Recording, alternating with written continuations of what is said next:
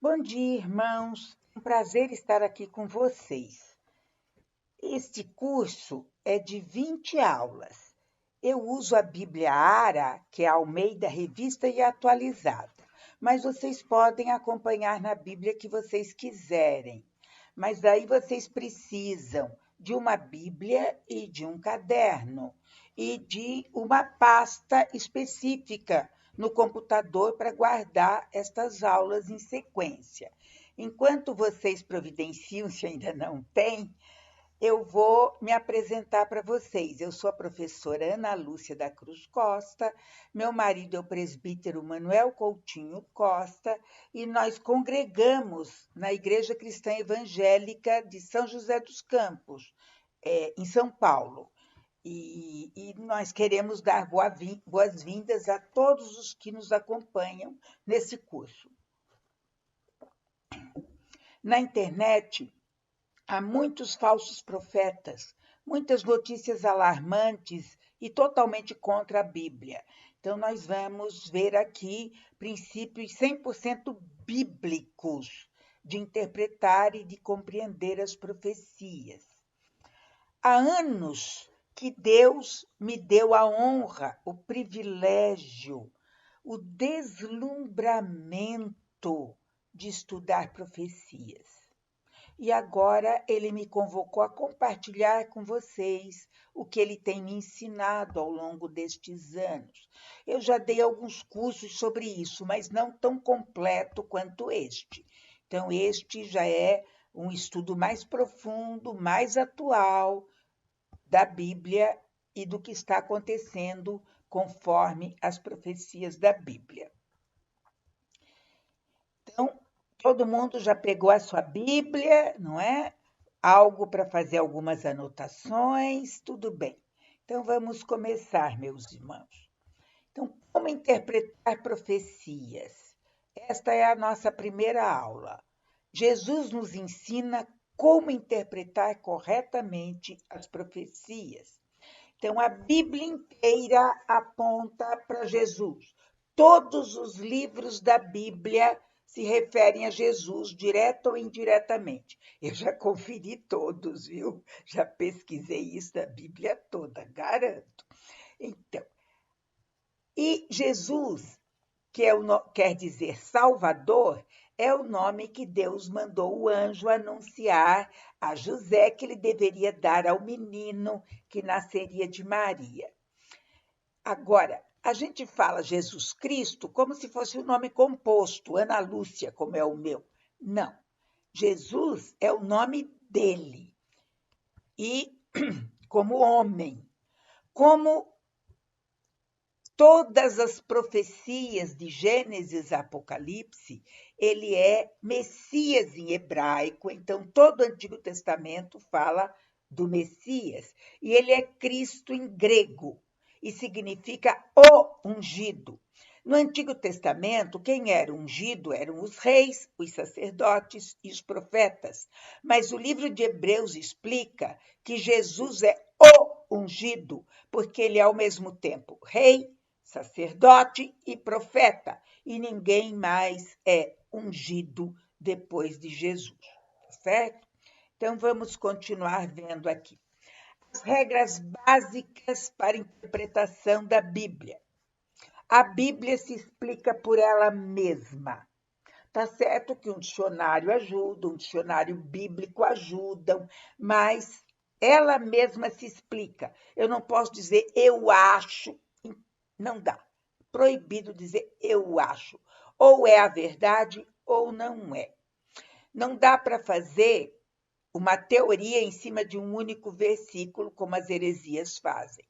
O Antigo Testamento explica o Novo Testamento e o Novo Testamento explica o Antigo Testamento. Então, é assim que funciona as Escrituras, tá certo? Então, nós vemos Jesus se declarando como o Messias, o Cristo, em João 4. Quem puder, abra, se não, acompanhe a leitura que eu vou fazer em João 4. Jesus e a mulher samaritana. Então, a mulher diz para Jesus, no versículo 25, Eu sei, respondeu a mulher, que há de vir o Messias, chamado o Cristo, porque Messias é hebraico, Cristo é grego. Quando ele vier, nos anunciará todas as coisas. Disse-lhe Jesus: Eu o sou. Eu que falo contigo sou o Messias, o Cristo, não é? Então é o artigo definido, é só Jesus. Então, as interpretações de profecias do Antigo Testamento têm vários níveis. Então, nós temos que fazer várias releituras. Não dá para ler uma vez só. Não, tem que ler muitas vezes, pesquisando assim. Qual desse trecho da profecia é para Israel? Qual era para aquela época? Porque não é repetida. Quando Deus diz a Moisés, na sarça ardente, tira a sandália dos teus pés, porque o lugar é sagrado, isso não é repetido. Então, se não é repetido, eu não preciso entrar descalço na igreja, percebe? Porque foi só para Moisés na sarça ardente. Eu preciso ver se essa profecia do Antigo Testamento é para a igreja. Quando é para a igreja, o Novo Testamento confirma. Há um versículo no Novo Testamento que casa com aquele do Antigo. E há textos que são para o futuro, por exemplo, para o milênio, ou para a época do arrebatamento. Mas daí eu tenho que saber juntar, como nós vamos ter uma aula só sobre isso. E eu tenho que ver que a maioria das profecias, seja para quem for naquela época, é para mim também. Eu tenho que saber e me apropriar das profecias, aquelas que se referem a mim. Então, Lucas 4, Jesus explica Isaías 61 e mostra como que a gente interpreta profecias. Então, é o próprio Jesus que é o nosso guia, o nosso mestre nesse caso. Então, vamos ver aqui em Lucas 4. Vocês têm aí lado a lado Lucas 4 e Isaías 61. Foi logo após o batismo de Jesus. Então, vamos ler.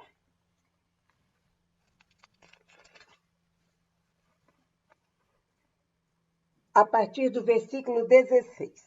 Indo para Nazaré, onde fora criado, entrou num sábado na sinagoga, segundo o seu costume, e levantou-se para ler. Então lhe deram o livro do profeta Isaías, em rolo, lembra? Era em rolo, né?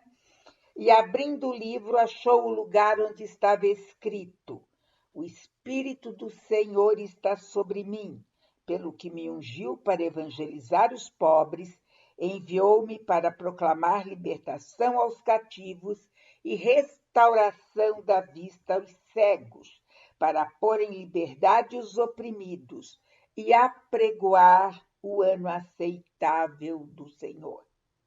Tendo fechado o livro, devolveu o assistente e sentou-se, e todos na sinagoga tinham os olhos fitos nele. Então passou Jesus a dizer-lhes: Hoje se cumpriu a escritura que acabais de ouvir. Mas é interessante, conferindo esta profecia com Isaías, vamos ver lá em Isaías a profecia, como está, Isaías 61, que foi o que Jesus citou quando ele pegou o rolo da Bíblia. Olha lá o que Isaías diz. O Espírito do Senhor Deus está sobre mim, porque o Senhor me ungiu para pregar boas novas aos quebrantados. Enviou-me a curar os quebrantados de coração, a proclamar libertação aos cativos e a pôr em liberdade os algemados, a apregoar o ano aceitável do Senhor, e continua na mesma linha, e o dia da vingança do nosso Deus. É sequência direta. Então, a primeira e a segunda vindas no plano eterno de Deus são uma coisa só. Então, o ano aceitável do Senhor, que é a salvação pela graça, e o dia da vingança, que é a última vinda, a segunda vinda de Jesus, os 7 anos de tribulação que nós vamos estudar. Então, está junto, e Jesus parou no meio. Por quê? Porque a primeira vinda inaugurou a época da graça. A época do juízo é a segunda vinda, que será depois da época da salvação pela graça. Por isso que ele parou no meio. São essas coisas que a gente tem que prestar atenção. Então, vamos conferir aqui o nosso lado a lado. Então, o Espírito do Senhor está sobre mim, e o Espírito do Senhor está sobre mim, igualzinho. Voltando a Lucas, que é o nosso texto de comparação, não é? Lucas. Olha aqui o que está escrito no capítulo 4, versículo 1. Assim que Jesus foi batizado, Jesus, cheio do Espírito Santo, voltou do Jordão e foi guiado pelo mesmo Espírito ao deserto. Foi quando ele foi tentado, não é? E o batismo de Jesus está logo antes, em Lucas 3, 21 e 22, que vocês veem aí na tela. E aconteceu que, ao ser todo o povo batizado, também o foi Jesus. E estando ele a orar, o céu se abriu. E o Espírito Santo desceu sobre ele em forma corpórea, como pomba. Desceu em corpo, para a gente poder ver, né? Que espírito nós não podemos ver. E ouviu-se uma voz do céu: Tu és o meu filho amado, em ti me comprazo. Então, a Trindade se encontra ali no batismo de Jesus e a gente está vendo que o Espírito Santo de Deus está sobre ele, cumprindo essa profecia de Isaías.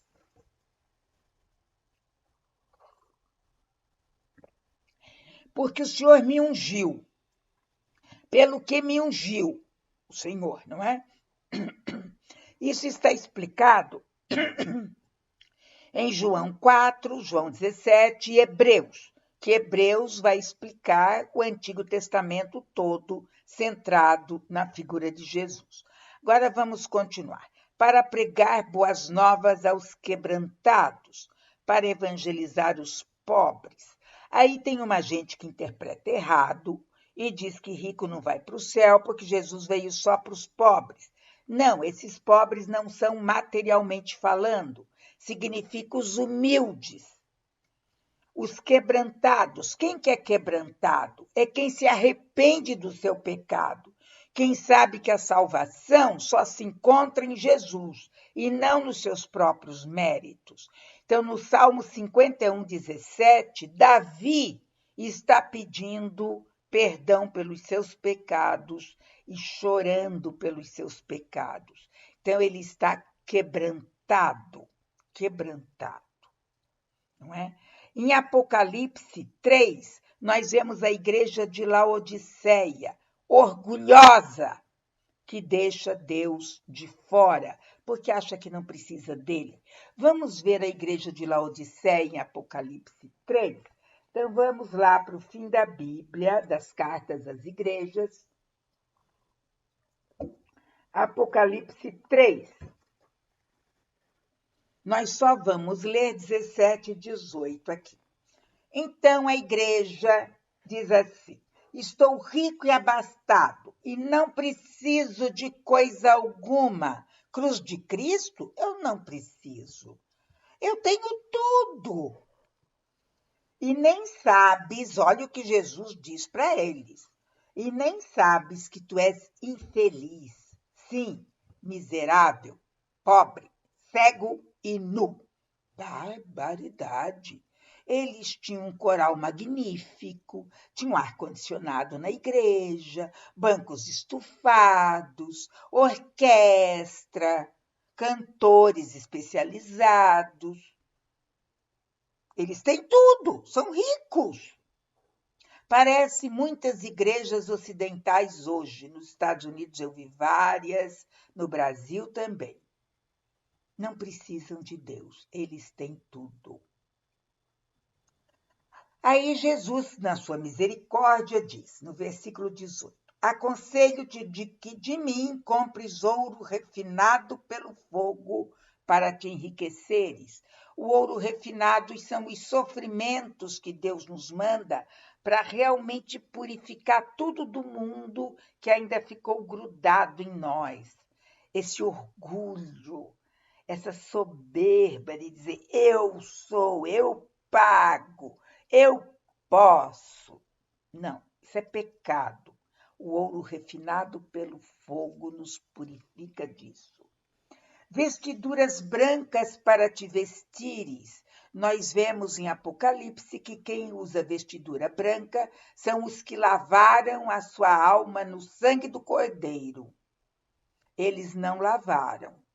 Eles acham que estão salvos pelas boas obras, pela sua riqueza. Não lavaram a sua roupa no sangue do Cordeiro, a fim de que não seja manifesta a vergonha da tua nudez, e colírio para ungires os olhos, a fim de que vejas. Esse colírio é o Espírito Santo. Sem o Espírito Santo, nós não podemos abrir a Bíblia e entender o que está escrito nela. É o Espírito Santo que nos dá sabedoria. Ele é o colírio para os olhos, para que a gente compreenda o que está escrito. Eu gosto muito de uma oração quando eu vou estudar a Bíblia. Está no Salmo 119. Abre os meus olhos para que eu veja as maravilhas da tua lei, porque só pelo Espírito Santo nós conseguimos isso. E daí Jesus diz uma coisa interessantíssima no versículo 20. Eis que estou à porta e bato.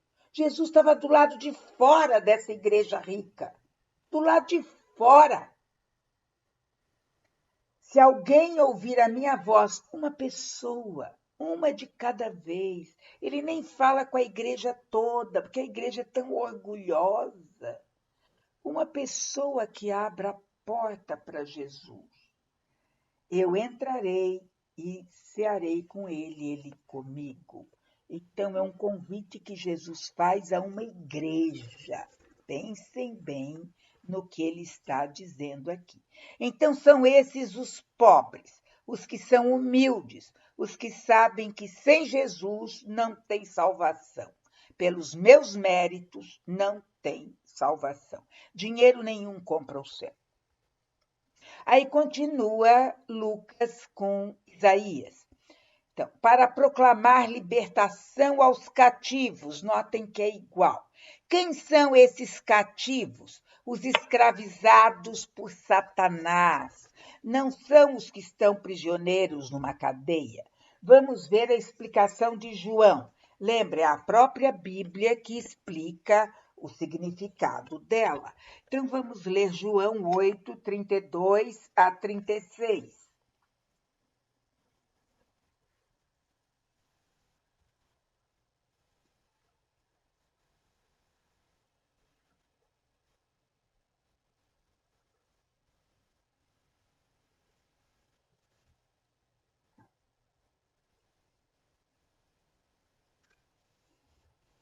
João 8, 32 a 36. Jesus fala, e conhecereis a verdade, e a verdade vos libertará. Responderam-lhe, somos descendentes de Abraão, e jamais fomos escravos de alguém. O que é mentira, porque eles foram escravos no Egito, não é? Depois Moisés os libertou da escravidão no Egito. Replicou-lhes Jesus, em verdade vos digo, todo que comete pecado é escravo do pecado. E daí ele completa, se pois o Filho vos libertar, verdadeiramente sereis livres. Então é Jesus que nos liberta da opressão do pecado, do cativeiro de Satanás. Os vícios nos escravizam. Os vícios realmente tornam a pessoa escrava daquilo. Então, Jesus cumpriu essa promessa de libertar as pessoas que aceitassem o sacrifício dele da escravidão do pecado, nós somos livres como filhos de Deus. Depois, para pôr em liberdade os algemados, ou para pôr em liberdade os oprimidos. Vamos ver Lucas, que explica essa história de quem são os oprimidos, os algemados por Satanás. Então, Lucas 4, 33 a 36. Achava-se na sinagoga um homem possesso de um espírito de demônio imundo e bradou em alta voz: Ah, que temos nós contigo, Jesus? Então não era um só demônio, né? Porque nós. Vieste para perder-nos? Bem sei quem és, o Santo de Deus. Mas Jesus o repreendeu, dizendo: Cala-te, sai deste homem. O demônio, depois de o ter lançado por terra no meio de todos, saiu dele sem lhe fazer mal. Então Jesus libertou este homem que era oprimido pelo pecado, pelo demônio. E vamos continuar com Lucas 8, 26 a 30. Então, a própria Bíblia explica o significado das profecias. Nós temos que sempre procurar os textos que vão explicar estas profecias. Então, 8, 26. Então, rumaram para a terra dos Gesarenos, fronteira da Galileia. Logo ao desembarcar, veio da cidade ao seu encontro um homem possesso de demônios, que havia muito não se vestia, nem habitava em casa alguma, porém vivia nos sepulcros. Esse sim era algemado, oprimido por Satanás, um monte de demônios, e ele vivia nu pelas pedras. E quando viu a Jesus, prostrou-se diante dele, exclamando e dizendo em alta voz: Que tenho eu contigo, Jesus, filho do Deus Altíssimo? Rogo-te que não me atormentes. O diabo não gosta de Jesus, né? Porque Jesus ordenara ao espírito imundo que saísse do homem, pois muitas vezes se apoderara dele. E, embora procurassem conservá-lo preso com cadeias e grilhões, coitado, algemado mesmo, tudo despedaçava e era impelido pelo demônio para o deserto. Perguntou-lhe Jesus: Qual é o teu nome? Respondeu o demônio: Legião, porque tinha muitos demônios no coitado do homem. E depois que Jesus o libertou, na sequência da história, vocês podem ler, o homem tomou banho, se vestiu, comeu e foi para sua casa. Um homem saudável, completamente liberto da opressão de Satanás. Quem tem o Filho de Deus, quem é filho de Deus, quem é salvo pelo sangue de Jesus, está liberto de qualquer possessão demoníaca. Os que não têm o sangue de Cristo protegendo é que podem ainda hoje ter possessão demoníaca. Que tristeza. Aí Jesus continua lendo para apregoar o ano aceitável do Senhor. O que é o ano aceitável? É a salvação pela graça. Então, Paulo vai dizer nesses textos que estão aí, pela graça sois salvos, pela fé na graça de Deus, naquela cruz, no sangue de Cristo. É de graça. Isso nos humilha, nos torna humildes. Eu não fiz nada para merecer essa salvação. Foi de graça. Eu aceitei e agradeci, mas foi de graça. Agora, Jesus pagou um alto preço por ela. Mas, atualmente, na época da igreja, a salvação é de graça. Você não precisa fazer sacrifício nenhum, você não precisa vender casa, vender carro e dar o dinheiro para a igreja. Jamais, porque a salvação é de graça. Jesus parou aí, mas Isaías continua na mesma linha, lembra?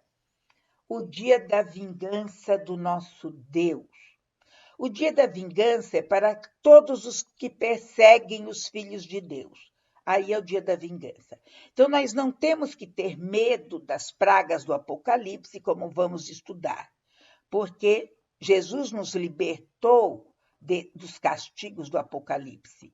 Então, para nós é o dia da vingança contra todos os que nos perseguiram, nos oprimiram, zombaram e martirizaram os cristãos, que ainda hoje há cristãos martirizados ao redor do mundo. E continua ainda no versículo 2, é a sequência da história.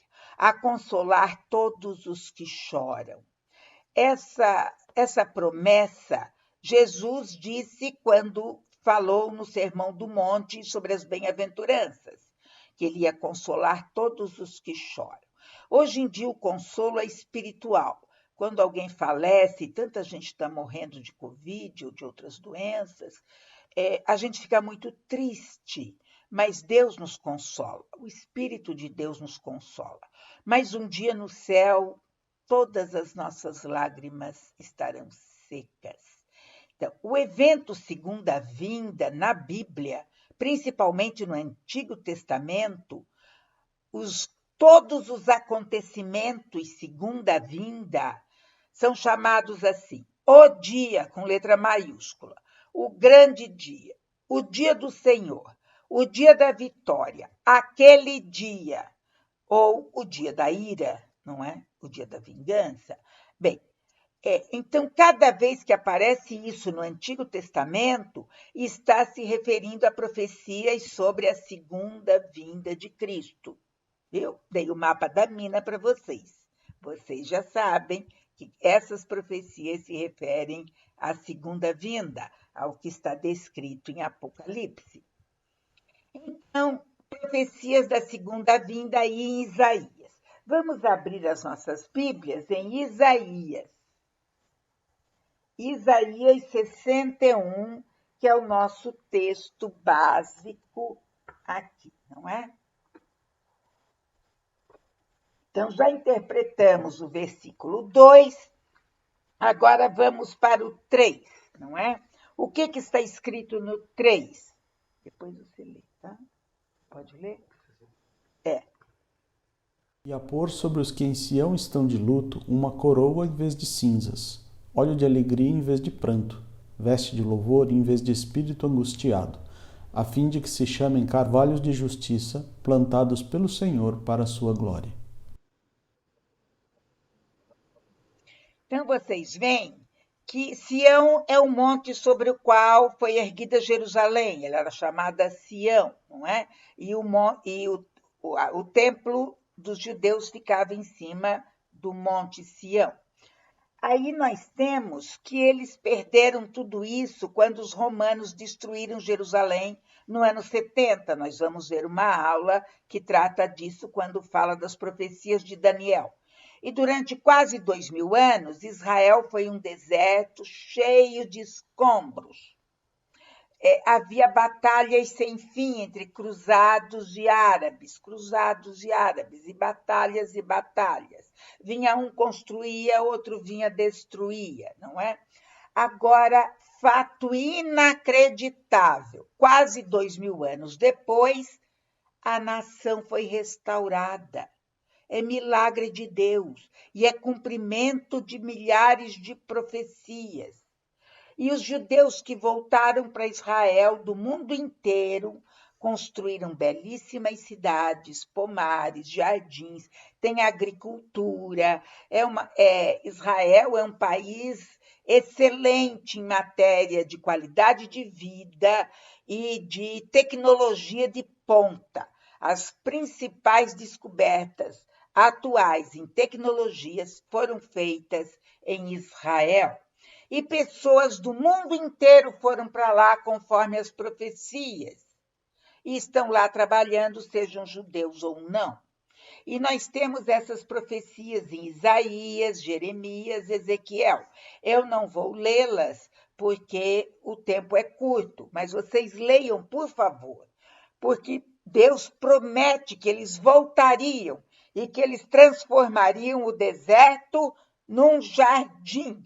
Gente, 3.000 anos depois das profecias, elas se cumprem.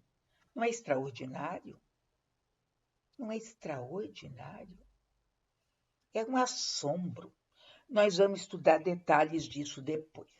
Nós temos aqui algumas fotos de Israel. Nós temos Tel Aviv, a capital antes de Jerusalém agora ser a capital de novo. Então, Tel Aviv, vocês veem, é uma belíssima cidade, à beira-mar, muito limpa, muito organizada, muito rica, Tel Aviv. E há muitas cidades excelentes em Israel, reconstruídas em cima dos escombros. Nós vemos aí árvores, aí no caso são tamareiras, que dão tâmaras, não é? Que são muito cultivadas lá há milênios. E nós temos um pomar de frutas, que Israel também tem muitas frutas.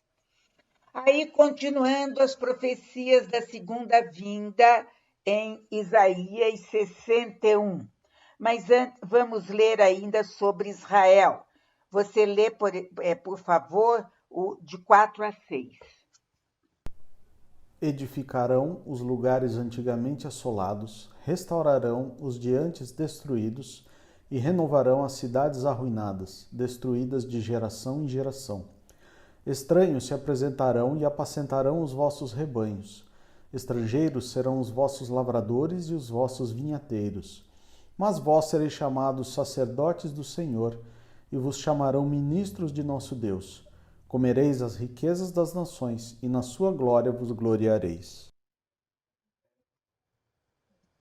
Bem, de acordo com Pedro, nós somos sacerdotes do nosso Deus. Então, essa profecia do versículo 6 é para a igreja. Isaías não tinha a menor ideia que ele estava profetizando sobre a igreja, mas ele obedeceu a Deus e escreveu a profecia que Deus lhe deu. E também é para a época do milênio, que teremos uma aula só sobre as profecias do milênio, que as riquezas das nações irão para Israel e para a igreja no milênio. Então, vamos ver de 7 a 9, que são profecias para o milênio e para Israel. Em lugar da vossa vergonha, tereis dupla honra. Em lugar da afronta, exultareis na vossa herança. Por isso, na vossa terra possuireis o dobro e tereis perpétua alegria. Porque eu, o Senhor, amo o juízo e odeio a iniquidade do roubo. Dar-lhes-ei fielmente a sua recompensa, e com eles farei aliança eterna. A sua posteridade será conhecida entre as nações, os seus descendentes no meio dos povos. Todos quantos virem os reconhecerão como família bendita do Senhor. Então, isso é profecia para Israel. Quando Deus escolheu Israel como povo, ele queria um povo testemunha, um povo que mostrasse ao mundo inteiro a luz de Deus, a luz da palavra de Deus no Antigo Testamento. Mas Israel não cumpriu esse mandato de Deus. Ele se julgou superior, dono da lei, os únicos salvos, e desprezaram as outras nações. Mas agora, quando Jesus voltar como rei no milênio, Israel vai cumprir essa ordem de Deus. Será o centro do mundo com o reinado de Jesus, com o nosso reinado, como vamos estudar em Apocalipse, e reinaremos sobre as nações, e Israel será a luz, o farol para todas as nações sob o governo de Jesus. Então, vamos ver agora o verso 10, que se refere diretamente à igreja, lá em Apocalipse 19, as bodas do Cordeiro. Regozijar-me-ei muito no Senhor. A minha alma se alegra no meu Deus, porque me cobriu de vestes de salvação e me envolveu com um manto de justiça, como noivo que se adorna de turbante, como noiva que se enfeita com as suas joias. Vale a pena a gente conferir Apocalipse 19, porque é tão parecida essa profecia. Gente, essa profecia de 700 anos antes de Jesus nascer. barbaridade! Agora, Apocalipse 19 mostra o cumprimento dessa profecia, que para nós ainda é futuro. Estamos aguardando as bodas do Cordeiro, a festa no céu. Então ouvi uma como voz de numerosa multidão, como de muitas águas e como de fortes trovões, dizendo: Aleluia! Pois reina o Senhor, nosso Deus, o Todo-Poderoso. Alegremo-nos, exultemos e demos-lhe a glória, porque são chegadas as bodas do Cordeiro, cuja esposa a si mesma já se ataviou, pois lhe foi dado vestir-se de linho finíssimo, resplandecente e puro, porque o linho finíssimo são os atos de justiça dos santos. Então me falou o anjo: escreve: bem-aventurados aqueles que são chamados à ceia das bodas do Cordeiro. E acrescentou: são estas as verdadeiras palavras de Deus.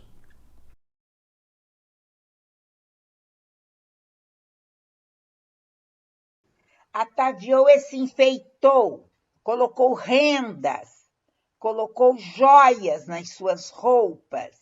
Então, os atos de justiça que nós fazemos, as obras de caridade que nós fazemos, são simbolicamente enfeites na roupa da noiva igreja, para essa magnífica festa no céu das bodas do Cordeiro, não é? Então, Isaías já profetizou sobre isso. Não é maravilhoso? Gente, eu fico arrepiada, eu fico deslumbrada com isso, com essas profecias incríveis que Deus nos deu. E daí continuam as profecias sobre a segunda vinda em Isaías 61. Vamos continuar lendo o nosso texto, o versículo 11. Porque como a terra produz os seus renovos, e como o jardim faz brotar o que nele se semeia, assim o Senhor Deus fará brotar a justiça e o louvor perante todas as nações. Então é a restauração do planeta, o novo céu e a nova terra que estudaremos na última aula. E Jesus fala em Apocalipse 21:5, não precisamos ir lá, está escrito aí: eis que faço novas todas as coisas, sem pecado, sem dor, sem morte. E a nova Jerusalém. Vocês estão vendo aí, na parte de baixo, a Jerusalém de hoje, não é? Como que é Jerusalém hoje. E na parte de cima, uma fantasia. Como será a nova Jerusalém, que é descrita como toda brilhante de ouro e pedras preciosas, mas eu acho que isso é simbólico, não é? Que é uma cidade belíssima que Deus está planejando para nós. Quando Deus nos criou, colocou Adão e Eva num jardim com a árvore da vida, e eles teriam direito à vida eterna se comessem da árvore da vida. Eles foram rebeldes e quiseram a árvore do conhecimento do bem e do mal. E daí veio essa desgraceira toda, não é? Mas em Apocalipse está prometido a árvore da vida eterna de novo. Então, agora não é mais um jardim, é uma belíssima cidade. E as profecias falam que nessa cidade haverá praças, jardins maravilhosos, onde as crianças brincam. Essa profecia me consola, porque eu perdi já um filho e uma neta. Então, quando eu imagino eles brincando nos jardins magníficos do céu, isso me consola. São profecias maravilhosas para nós, muito especiais.